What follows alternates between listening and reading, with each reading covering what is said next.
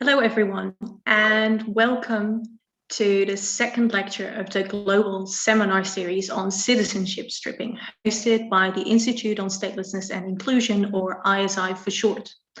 My name is Kaya Weeks, and I'm Research and Education Officer with the Institute, and I also coordinate the Year of Action Against Citizenship Stripping that has been initiated by the Institute and partners. The online global seminar series on citizenship stripping are part of the ongoing Year of Action Against Citizenship Stripping. This initiative was started because in recent years, citizenship has been threatened in ways we have not seen for a long time because of the growth of the security state, increasing populism, xenophobia, and racism. We see states instrumentalize nationality and treat it as a privilege that can be taken away or as punishments, which results in members of minority communities, human rights defenders, dissidents, and suspected terrorists being targeted with nationality deprivation measures. The global seminar series on citizenship stripping aims to unpack and understand the background of and problems around citizenship stripping, presenting a different perspective by key experts on the issue in each seminar. All seminars in the global seminar series take place on a Monday at this time. During the inaugural lecture of the series last month, Professor Gibney from the University of Oxford considered banishment and a prehistory of denationalization to better help us understand citizenship stripping as a measure today. This lecture by Professor Gibney is now available online on our website in case you missed it. And there's also a lecture and debate kit that accompanies the lecture so that you, your students, or others can learn more about the issue and discuss. The next lecture in the global seminar series, so next month, takes place on April 12th and will be given by Jawad Fayrouz. He is a former Bahraini Member of Parliament and chair of Salam for Democracy and Human Rights, and he's been affected by citizenship stripping due to his political activity in Bahrain. More information about this lecture and registration for the lecture is already available on our website. Today, we continue our global seminar series on citizenship stripping with a lecture focusing on citizenship stripping in legal practice, looking in particular at the UK context, the Shamima Begum case, and the right to a fair trial and effective remedy. In view of the judgment in the Begum case end of February, I think it's very relevant that we're considering these issues today. I'm therefore very honored that we're joined for this lecture by Amanda Weston QC, Queen's Counsel. Amanda is a leading public law barrister with an outstanding track record in complex, sensitive, and contentious judicial review and a broad range of fields, including national security, unlawful detention, citizenship, statelessness, immigration, asylum, minority and disability discrimination, as well as civil liberties, prisoners' rights, community care, and court of protection. She also takes on inquiry work and advises on international and European public law matters. Amanda has been at the forefront of developing legal strategies in uncharted areas of law. Groundbreaking cases include L1 on deprivation of British citizenship and abuse of power, Neri on unlawful deprivation of liberty of a young autistic man, and Weston on release of prisoners on home detention curfew. Amanda is ranked in 4 categories in Chambers and Partners and as an expert in a field. Commentators describe her, and I can confirm this from my limited experience working with Amanda so far, as brilliant legally and tactically, and she's renowned for being extremely bright, tenacious, and determined to win the fight. She is also a co-author of the accessible practitioner text, Judicial Review, A Practical Guide, published by LexisNexis, and a member of the A Panel of Preferred Counsel who act for the Equality and Human Rights Commission. Amanda has also contributed a piece on nationality deprivation from a practitioner's perspective to ISI's 2020 World Stateless Report on nationality deprivation. Amanda, thank you so much for joining us today and for providing your perspective on the issue of citizenship stripping. I am very excited to learn more, and I'm sure all of the participants that have joined for this seminar are too. Before I hand over to you, allow me to make a couple of announcements for the audience. So first of all, this seminar lasts 1 hour, and I'm very much aware that These times in which we're all sitting behind a screen constantly demand a lot of us. So I'm trying to also make sure that we keep it to this 1 hour. And after Amanda's lecture, there will be ample time for questions and for discussion.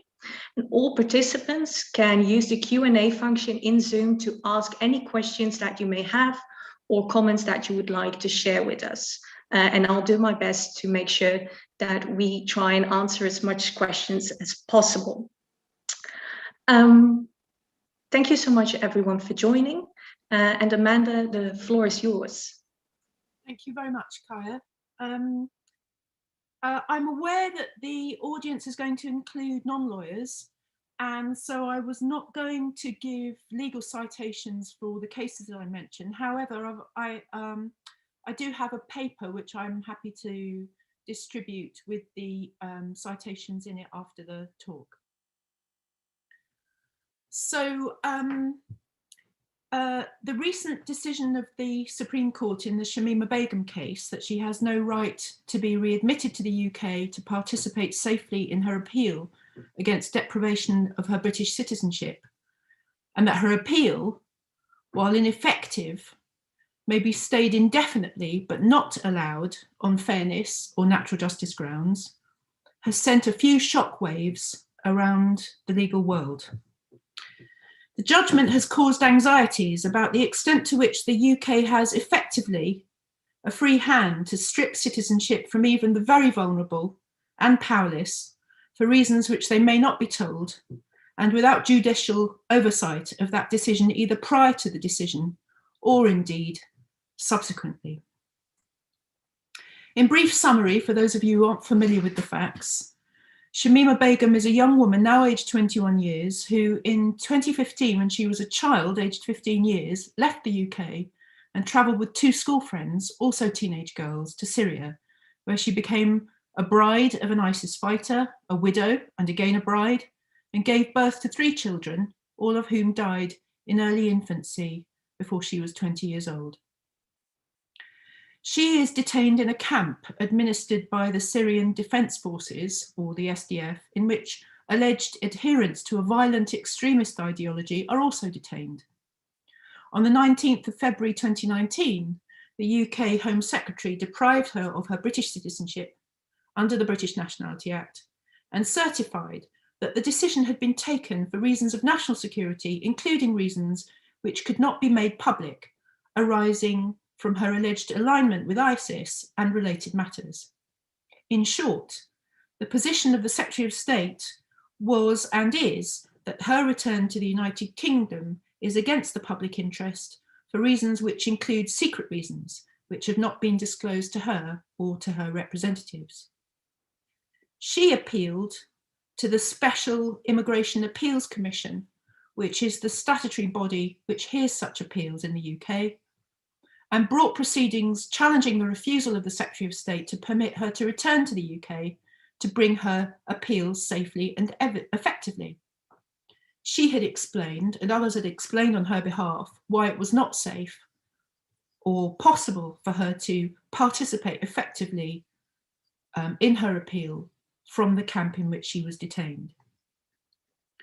In this paper, for the reasons I explain below, I suggest that the judgment of the Supreme Court in this case was in some senses an inevitable consequence of the failure by Parliament to grapple with the consequences of such momentous and draconian decisions being taken against British people while they are outside the UK.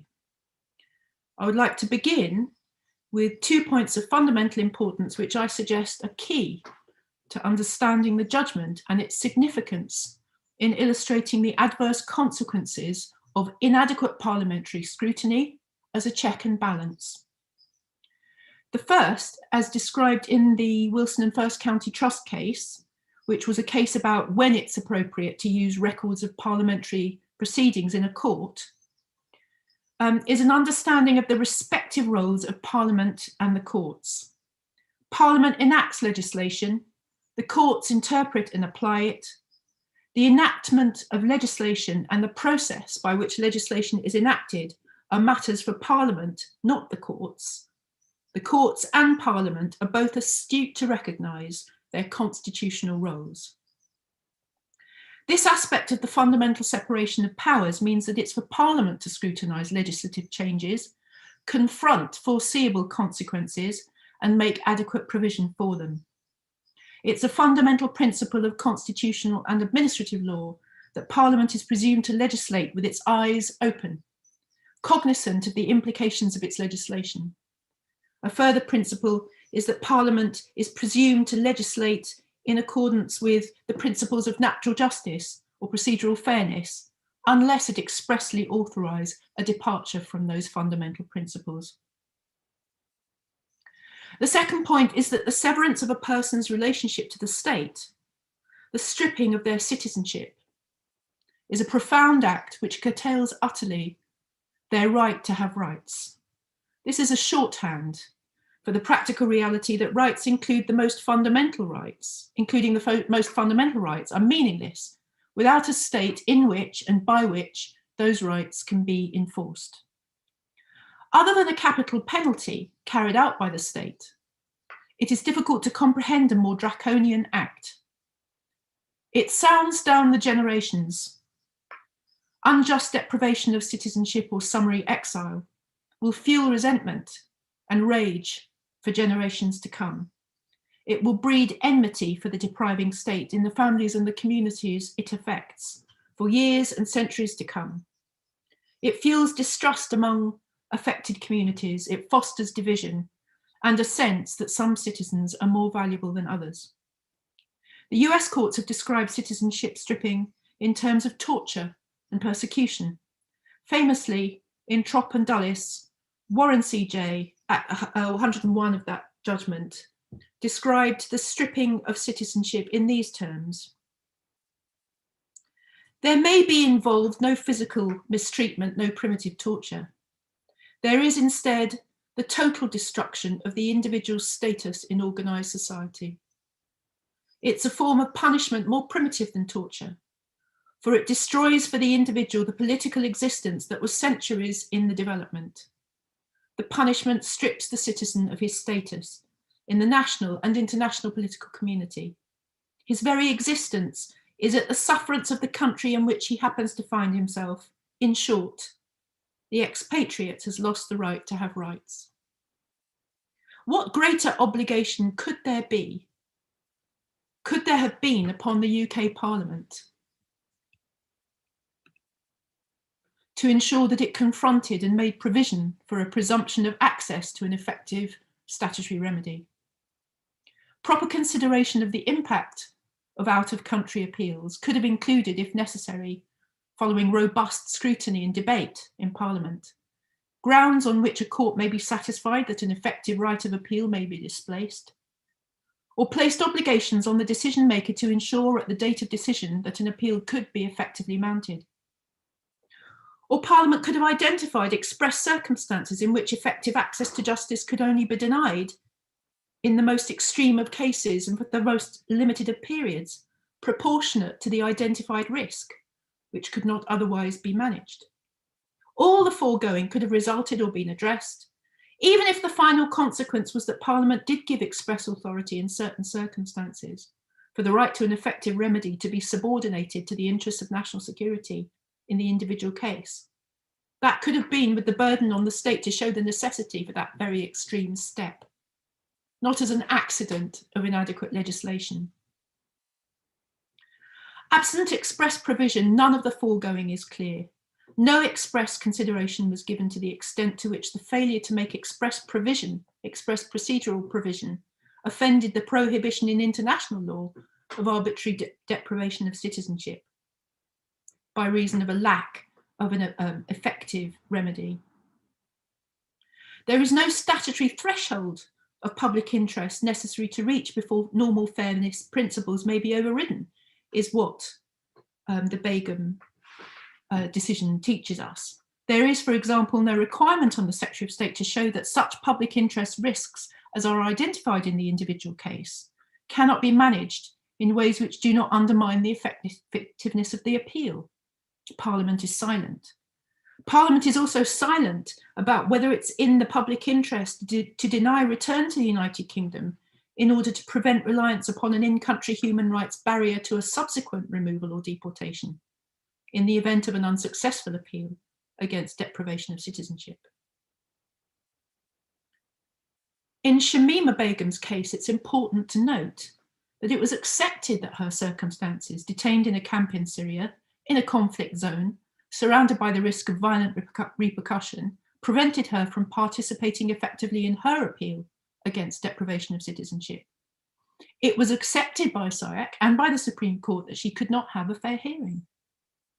But did the court's role include supplementing a statutory procedure which was silent on such consequences for fairness and effectiveness? Where Parliament had not addressed the relationship between relative risk and unfairness, for instance, by providing that any risks of re-entry to the UK were to be managed in other ways, where possible, in order to avoid injustice. Was it the court's function to do so? In short, the Supreme Court held that it was not its function. The court said this: the fact that the appeal process is a safeguard against unfairness does not mean that a decision which cannot be the subject of an effective appeal is unfair. That takes a lot of thinking about, so I'm going to say it again. The fact that the appeal process is a safeguard against unfairness does not mean that a decision which cannot be the subject of an effective appeal is unfair. In considering the consequences of a person's inability to pursue an effective appeal, the Supreme Court continues, against a deprivation decision, it is necessary to acknowledge at the outset that Parliament has conferred upon that person a right of appeal.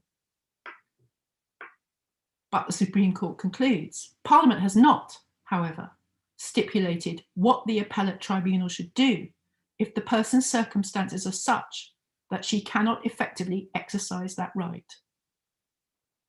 The Supreme Court is stating in terms that Parliament has not confronted and made provision for that eventuality. In my view, the court is raising a question which is begging to be addressed. How could something as fundamentally important as the location and effectiveness of the statutory remedy for a deprivation of British citizenship, which it had legislated for, simply pass Parliament by? To answer that question, it's helpful to track through Parliament's consideration of changes to the legislation and the repeal of the suspensive right of appeal, which was originally included in the legislation. As originally formulated, the appeal right against deprivation of citizenship provided by the British Nationality Act 1981 was suspensive because the statute prevented the making of a deprivation order until any appeal against a notice of intention to deprive had been finally determined. So that effectively provided for a two-stage process. However, that provision was repealed by the Asylum and Immigration Treatment of Claimants Act in 2004. The circumstances in which Parliament passed that repeal repay careful consideration. Whereas UK courts are constrained as to the circumstances in which they can have regard to what is said in Parliament during the passage of a statute in examining what Parliament's intention was in making that law, no such constraints apply to me, so I intend to have full regard to them. There is no mention of the implications of the change for those deprived of their nationality while outside the UK in the records of parliamentary statements made during the passage of that repeal. Indeed, statements made on behalf of the government during the passage of the 2004 Act through Parliament referred to the change as, and I quote, minor and technical. We can see, for instance, from Hansard, that Lord Rooker for the government is recorded in Hansard on the 15th of June 2004 as informing the House of Lords that, in quotes, the effect of the amendment is that the fact that an appeal against a decision to make an order for deprivation of citizenship is pending, or that such an appeal could be brought, does not prevent an order for deprivation being made. Although the earlier amendment was actually unintentional, he continued, having reviewed the position, we believe that it would make considerable sense to be able to run the appeals, the deprivation appeal on citizenship and the deportation appeal together. We therefore propose to amend the relevant appeals procedure rules, subject to the approval of Parliament, to require the appeal against citizenship deprivation, and any appeal against deportation or against a certification to be heard together. What the lawbroker was talking about was a process that would take place from within the UK. Firstly, deprivation of citizenship, and secondly, deportation. Of course, no question of deportation arises where the person is outside the UK. Later in the passage of the bill, on the 6th of July 2004, Hansard records that the House of Lords was informed as follows as regards deprivation appeals to the Special Immigration Appeals Commission. This might be thought to be a minor technical amendment, the removal of the suspensive effect of the appeal. And I suspect that it probably is, but it ensures that the bill gives full effect to the policy on joining deprivation appeals with appeals against deportation action, as the case may be. Furthermore, he continued, the bill does not limit the grounds for appeal against deprivation of citizenship or, and this is important, I suggest, take away appeal rights in those cases. And the foregoing passages from Hansard's proceedings are also reflected in the explanatory notes to the 2004 Act, which state that the repeal has the effect that a deprivation order can be made before any appeal is heard, thereby allowing deprivation and deportation proceedings to take place concurrently.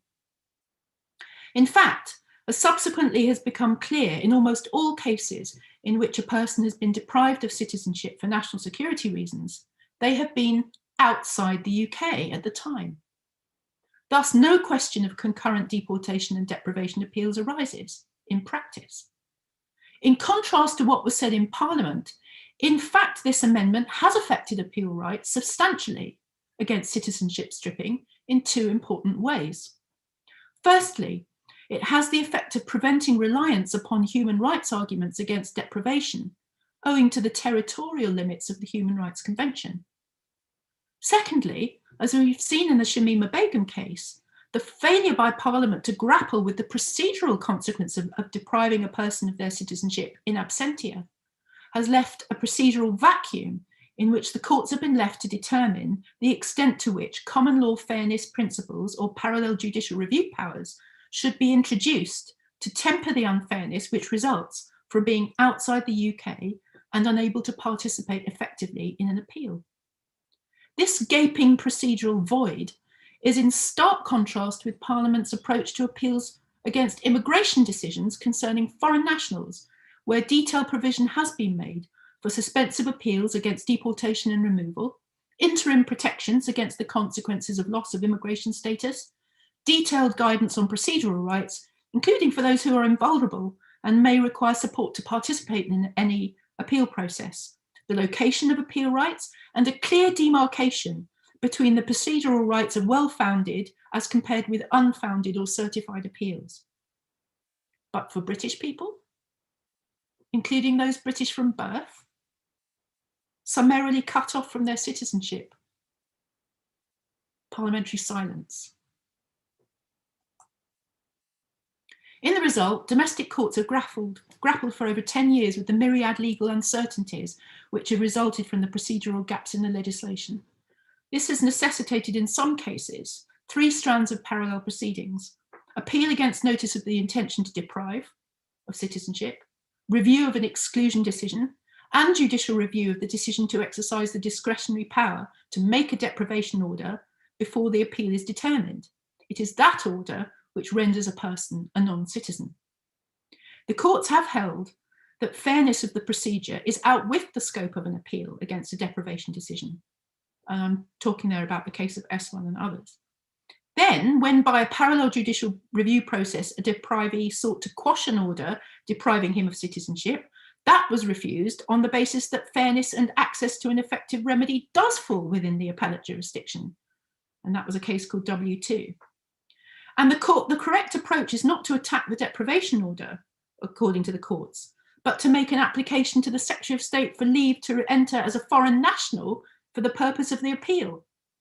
Around and around and around and around the litigation goes, over litigation spanning years, during which, of course, the deprived person remains exiled, and many complex and difficult legal questions arise for resolution. The practical and security obstacles faced by deprived litigants outside the UK are compounded by the vague statutory threshold for deprivation.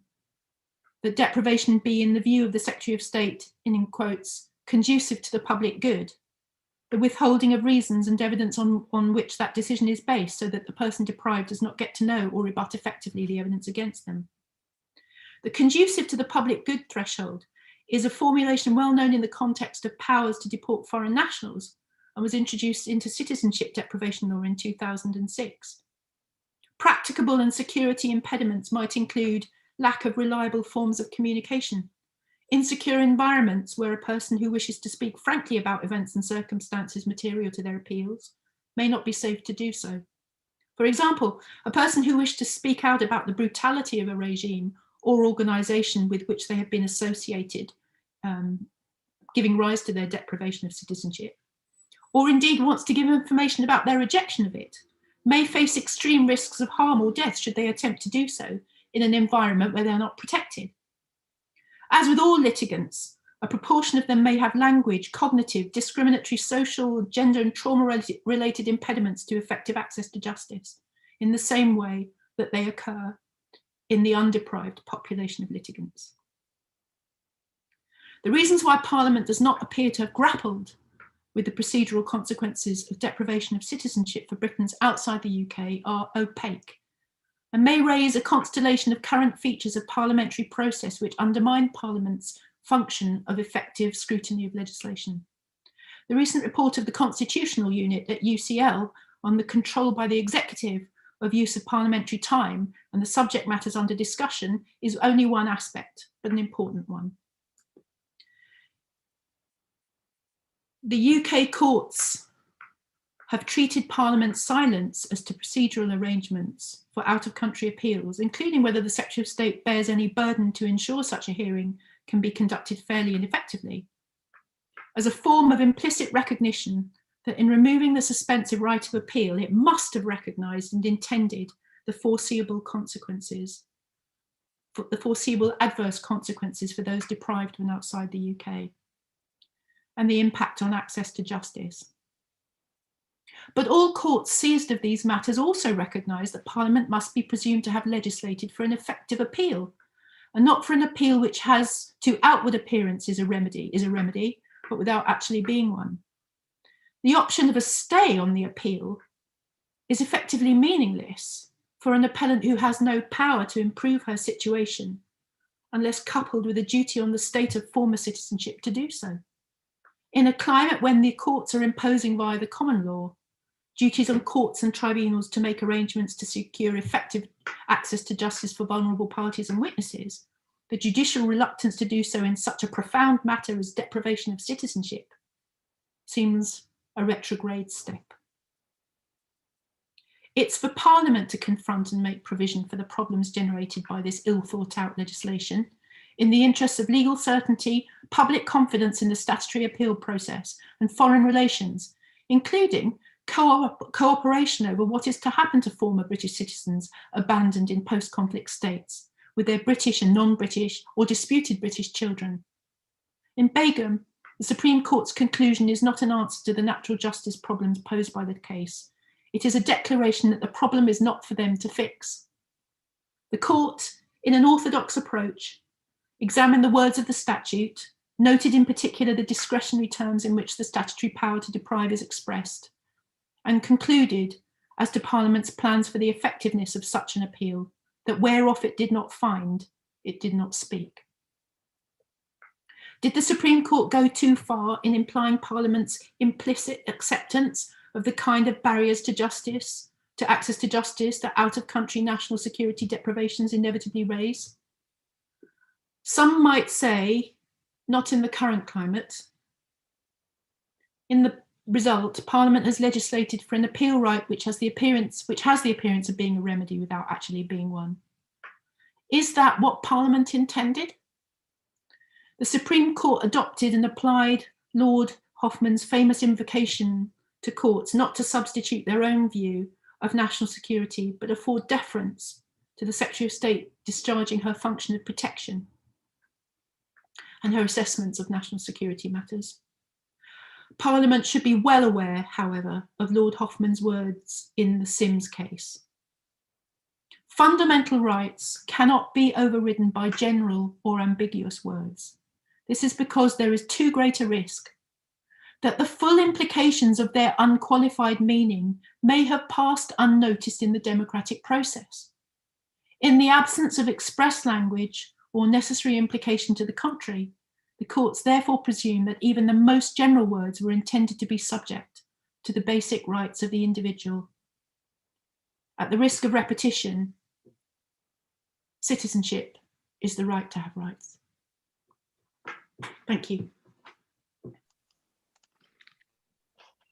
Thank you so much, Amanda, for your great overview of what's been happening in the UK, what's the background against which this Begum case, which is actually very famous. So I'm actually not based in the UK, nor am I a UK lawyer, but I know a lot about the case because it's everywhere in the media, basically. So it's great to have some background about how the issue of citizenship stripping has been approached in the UK. And let me immediately dive into some of the questions that have already come in, actually. So one question that has come in speaks specifically to the Begum judgment. And people want to know, the Supreme Court judgment reads in parts as a rap on the knuckles of the Court of Appeal. If the Supreme Court decision was a consequence of Parliament's legislative failures, does that mean that the Court of Appeal got it wrong? Or was the court right in trying to find a meaningful way out of the procedural mess it had to deal with due to the lack of legislative guidance and the Secretary of State's decision to deprive nationality while Begum was abroad?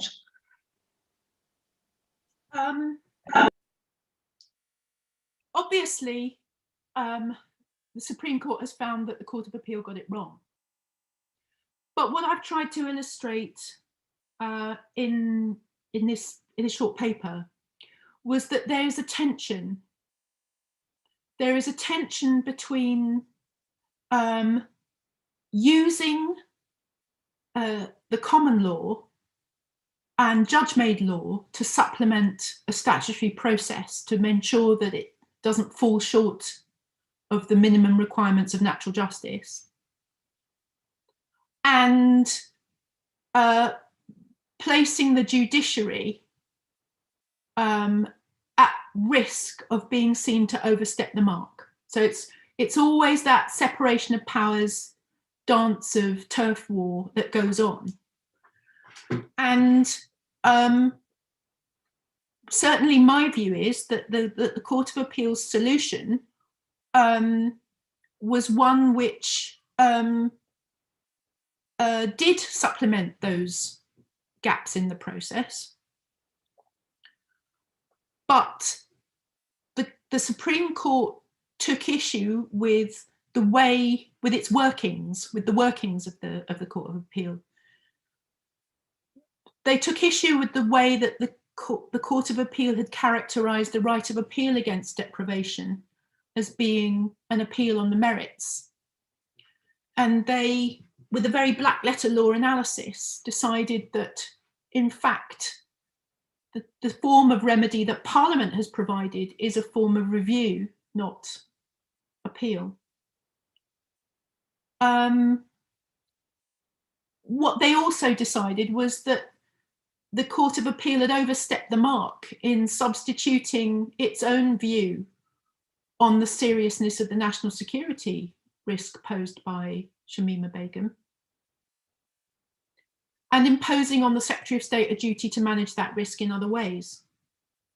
And the reason I went into so much detail talking about the type of options that Parliament could have gone for is that all of this dispute and this tension between the judiciary's role in interpreting statute and the judiciary's role in supplementing the defects of statute where there are natural justice repercussions, all of that could have been avoided. All of that could have been avoided, and the courts could avoid going in the firing line if Parliament had said, right, we don't want complete ineffectiveness to result. We're going to have, say, a burden on the Secretary of State to show that the risk is so high that in a particular case that it justifies a precipitate risk of decision being taken while that person's outside the UK, and it might justify, in a particular case, the risk might be so high, may not be able to be managed in those circumstances. But that would be for Parliament to consider and draw the line expressly, not for the courts to try and divine a way through the mess. Always bearing in mind that, you know, Parliament is presumed to legislate for an effective remedy, not an ineffective one. It doesn't legislate. It's not supposed to legislate useless legislation. But I think I've made it fairly clear. I think in this case, Parliament has failed miserably. Thanks so much for that additional explanation, Amanda. About that lack of attention by the Parliament, what do you think that is behind Parliament's lack of attention to the issues raised in the Shamima Begum case? Is it an underlying belief that people who commit terrorist offences don't deserve British citizenship or any guarantee of fairness in its revocation? And what is next? Where do those who care about fairness and the value of citizenship go next in the context of deprivation of citizenship of persons suspected of committing terrorist offences? I'm not privy to the background. I don't know if there was subterfuge at the time of the passing of the Act. I don't know whether the drafters or anybody watching the passage of the legislation was aware that this tiny change, this tiny repeal buried in the back of a schedule of an unrelated act, that I don't know. I can't be sure that anyone had really woken up to what the enormity of that was. Maybe some people did and kept quiet. I don't know. What I can say is that there's no political will to sort it out, partly because there's no leadership in the context of in the immediate future, what's to happen to those women and children that are stuck in northern Syria. There's no political leadership. Nobody wants to take the risk of appearing on the front of the Daily Mail, including the judges. If I were a judge, I wouldn't want to be on the front page of the Daily Mail being an enemy of the people. But the point about political leadership is that sometimes you have to take unpopular decisions, and you have to grasp the consequences of the legislation and address them. And my view is that it doesn't do anything for public confidence when the Supreme Court has to come out with a judgment like that. No, I totally understand. I mean, when I heard you speak a little bit about it, there was obviously a lot of media attention that cases like the Shamima Begum case have gotten, and you're mentioning like people don't want to be on the front page of the Daily Mail, obviously. Do you think that the media attention, a large amount of media attention that a case like Shamima Begum has gotten, has that affected the outcome of these cases positively or negatively? And has extensive media coverage really contributed to raising more awareness for the issue, or has it had the complete opposite effect of actually convincing people that citizenship stripping is a good and fair security measure? So basically, I'm hinting a bit at, do you think that the UK media landscape has helped to shape general views on nationality deprivation, and if so, in what way? I haven't really thought about that in detail. I haven't, apart from, obviously there's a lot of disinformation about these very technical matters, particularly in the context of constitutional law. I mean, I've come at this from a very constitutional law angle. You know, I've tried to look at the failure of Parliament to make specific provision in the context of the separation of powers. But constitutional law, you don't read anything about that in the press. You know, there's nothing. The media doesn't understand. There's not enough public knowledge about about how that all works and why it's important that somebody gets it right. And of course, all the massive amount of work that does go on to try and get it right in all different kinds of fields. Underlying all this, my view is that there is an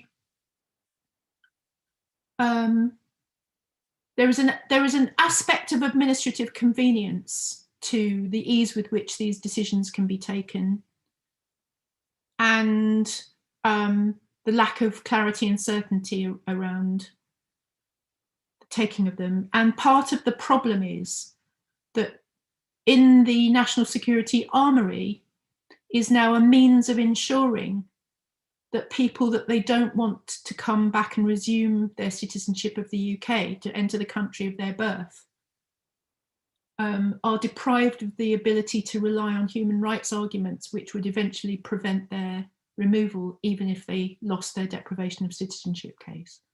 And that's what that's about. You know, there's no political will to change that position, particularly in the current climate. But we have a fait accompli now, which has arisen as a result of Parliament's failure to confront head-on the consequences of its legislative changes. In your opinion, do you think that the judgment of the Supreme Court in the Shamima Begum case sets a precedent for upcoming cases? And maybe connected to that, we've also had the question, are there any dangers of this slipping into other areas that are not terrorism? For example, where people who have gained UK citizenship via a spouse, would it be, would it be possible that this mechanism actually also slips into these kinds of areas that are not directly related to the counterterrorism context? That's always the problem when you give a state power, then they'll use it whenever they can. I mean, that's why Parliament needs to be very circumspect in the powers that it grants the executive. But at the moment, I can't foresee these kinds of powers being used outside the national security context in the way they are in the Shamima Begum case. Obviously, people in the UK get deprived all the time, but that's there's an appeal. There's a power to deprive on the basis of fraud and misrepresentation and that sort of thing, and it's usually those cases. Although I think there have been, I think the Rotherham, I forget how many of them there were, but I think that in respect of some criminal activity, there have been decisions to deprive. But again, if you're within the UK, then you've got the whole panoply of procedural protections. If you happen to be outside the UK, then you don't. On the question of whether the Supreme Court's judgment is likely to be a precedent, well, it is in one important respect, and that is that it has generated a judgment which shifts the ground for anyone who's appealing, because it effectively places the appeal against deprivation on a par with a review. I mean, there remains to be some fights about what effect that has procedurally and whether you can put in evidence relating to the situation after the decision and whether the whole of the principles of judicial review apply. I mean, all that is those are arguments yet to be had. But certainly the previous position that an appeal against a deprivation decision was an appeal at large, with whatever deference to the Secretary of State's national security position, but that position has been changed, and I can't see. That must have a bearing on appeals coming after it. But interestingly, it's important to remember that the Supreme Court was considering submissions about natural justice and fairness made on the common law and not relating to human rights matters. And therefore, it may be that there are separate arguments yet to be had about the adequacy of the current arrangements to meet the requirements of the Human Rights Act, including where human rights are raised, the principle that you must have regard to relevant international law and customary international law. And so if we look at the right to protection from arbitrary deprivation of your citizenship as being a fundamental right in international law, then I can see that the questions about the adequacy of the current arrangements to meet the requirement on states to provide protection against arbitrary deprivation, I can see those arguments being raised again and not being affected by the very black letter statutory approach of the Supreme Court in this case. That is a bit encouraging to see that there's actually room to be able to challenge some of these questions and also to bring in the question of human rights. Let me turn to a slightly different topic then. So citizenship stripping seems to raise issues of comity with those countries and territories that actually host individuals who have their UK citizenship stripped. Are there roles for diplomacy, international courts, or international organizations such as the UN to step in here and to influence the UK's position? Well, it's interesting, isn't it? Because I think that although I don't think the UK can be described as espousing a wholly exceptionalist approach to international law, that there are tendencies of exceptionalism in the current attitude to treaty bodies, certainly, and there's a certain degree of lack of enthusiasm for the UK to first of all to nominate individuals for treaty bodies, but also to consider it as itself as part of the international law dynamic. And of course, Brexit is an aspect of that. I don't know, because I don't have any political insights into the current administration's attitude to the extent to which it's willing to negotiate or look at the bigger picture about not abandoning individuals in post-conflict states. You know, not our problem. Yeah. So, and also, I think there's a problem of oversight of the use of deprivation of citizenship. You know, I think it's. I know that the Intelligence and Security Committee. It's something on their radar and that they look at. And also there's a reporting requirement by the Secretary of State on the use of deprivation. But having read that document, there's certainly nothing to be gleaned from that really about the international aspects. Yeah, I don't have any glimmer of enthusiasm to report. All right, thanks so much, Dave. Let me then maybe turn back to something else that you said about the connection, but also how do you say that? Well, maybe the friction that exists between executive, parliament, judge. Is it fair to say that a root of the problem is the increasing control of the executive over parliament, because the executive also has a role in what actually gets debated in parliament, and making sure that parliament understands certain more of the more technical aspects of a topic, such as nationality deprivation, which is very technical. What do you think about that? Absolutely, absolutely, yes.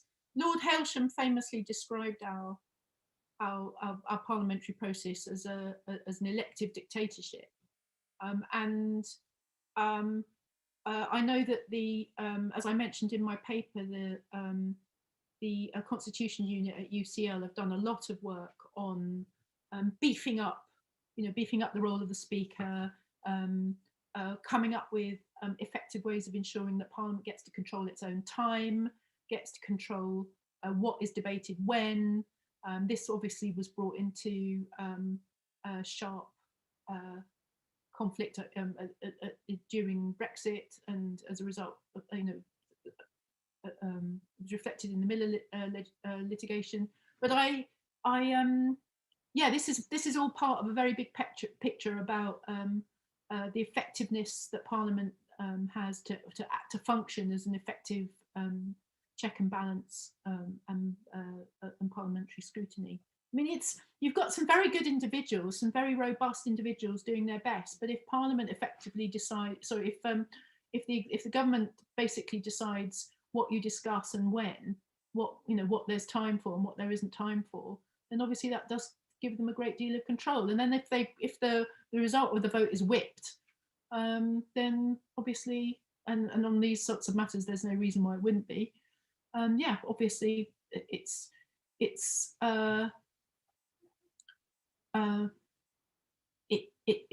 foregone conclusion. If they tabled a load of further provisions to the deprivation process now, I'm sure they could make them as draconian as they wanted to, and they probably get through fine. But at least there would be some discussion about what Parliament actually intended. I mean, part of my concern is that on something as fundamental as this, removal of your citizenship, as basic as that, why are the courts being forced to make to supplement the process?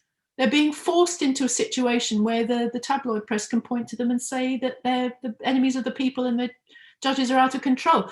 Obviously, partly because the press that want to make those sorts of allegations don't understand what's happening, or indeed understand that we could all conceivably benefit from the vigilance of the courts in ensuring that our fundamental due process rights aren't completely obliterated. But that you can point to that problem, you can point to that difficulty. I think the sorts of legislation that I'm thinking about, and the sorts of scrutiny that is obviously lacking, wouldn't necessarily, certainly not in the current climate, result in greater safeguards. But what they would do is ensure that the courts weren't put in a situation where they had to dream up solutions to these massive procedural gaps. Yeah. We're almost up to time, so let me close with an observation that's been made, attached to which is attached to a couple of questions, and maybe also looks forward a little bit to what we actually can do still. So from your overview of the evolution of procedural rules relating to nationality deprivation, you concluded that a foreigner actually now enjoys maybe even better protection from deportation or stripping of rights than a British citizen does from denationalization and banishment. And that's a bizarre and extremely worrying state of affairs, I'd say. If this is where we've arrived in the UK, why has there not been a greater outcry? Has the extreme erosion of citizens' rights and citizens' appeal rights been successfully hidden by the different layers of procedural and jurisdictional issues through which it has been achieved? And what does this mean for how we do advocacy to reverse the trend? I think it's important to remember that the citizenship stripping power at the present is targeted at a relatively small group of people. And they pretty much all come from one part of the community. And if you're not a part of that community, then you might not feel that it's something that you want to get worked up about. And that's partly because it's a natural tendency. The old Pastor Niemöller poem. First they came for the Jews. First they came, then they came for the Unionists. But the I can't remember the wording, but you know what I'm getting at. You know, what I'm getting at is this idea that encroaches on civil liberties aren't something worth getting worked up about until they affect you. And that's part of the problem, in that very few people understand the wider implications, or are concerned about the wider implications of citizenship stripping.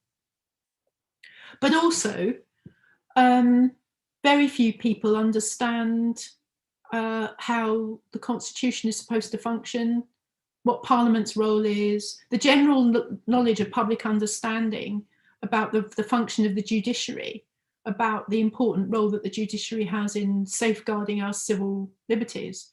That's just not understood. And if every time you read a judgment, news about a judgment in the press, it's about how somebody from a minority community is complaining about their civil liberties, and you're not part of that community, then it's regrettable, but there just doesn't seem to be a great deal of public enthusiasm or energy behind ensuring that those kinds of very draconian powers are carefully circumscribed. I don't think that there's much of an appetite for getting Parliament to revisit the kinds of protections that ought to apply to the exercise of draconian powers like this. But having said that, it does seem to me to be constitutionally preferable to have Parliament draw those lines rather than the courts be required to try and draw them instead. I don't think there's any realistic sense in which you could say that Parliament has actually grappled with the prospect of an ineffective appeal. There's no sense in that, either from the passage of any of the legislative changes or indeed from any public pronouncements on the subject.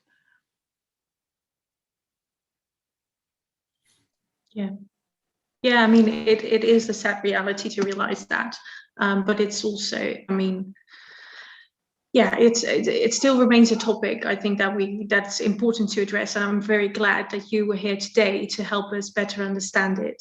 Unfortunately, for now, we have to wrap up our discussions. I'd like to thank you, Amanda Weston. Thank you so much for your lecture as part of this global seminar series on citizenship stripping. I'd also like to thank all of the participants for joining and for asking some great questions. I did my best to ask as many as I could, but I haven't been able to ask all of them. Finally, I'm very grateful to my colleagues at the Institute who've worked very hard behind the scenes to make sure that everything ran smoothly today. Next month, on April 12th, there will be another chance to discuss the issue of citizenship stripping, this time from more of a personal perspective with Jawad Fairuz. More information and registration is available on our dedicated website. And if you want to stay up to date on the global seminar series or about the work of the Institute, you may also want to consider signing up to a monthly bulletin available through our website as well. Amanda, allow me to thank you again so much for being here with us today. Thank you, everyone, and have a lovely day.